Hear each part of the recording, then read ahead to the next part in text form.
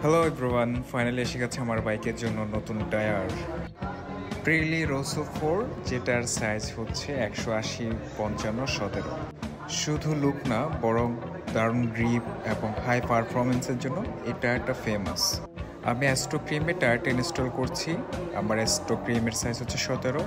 So আমার এই 17 রিমেই আমি 180 সাইজের টায়ারটা ইনস্টল করছি। যারা অ্যাস্ট্রো ক্রিমে 180 সাইজের টায়ার ইনস্টল করতে চান আপনারা করতে পারেন। আমি এর আগেও ব্যবহার করেছি। আমার বেসিক্যালি কোনো কিছু চেঞ্জিংয়ের প্রয়োজন পড়ে নাই। আমি অ্যাস্ট্রো ক্রিমের মধ্যেই 180 সাইজের টায়ারটা ইনস্টল করেছিলাম। এটা ইনস্টল করার পর গাড়ির লুকটা অনেক চেঞ্জ হয়ে যায়, অনেক হ্যাভি মনে হয় পিছন থেকে। যারা ইনস্টল করতে চান অবশ্যই করতে পারবেন, তবে আমার যেটা সাজেশন সেটা হচ্ছে অবশ্যই নতুন টায়ার ইনস্টল করবেন।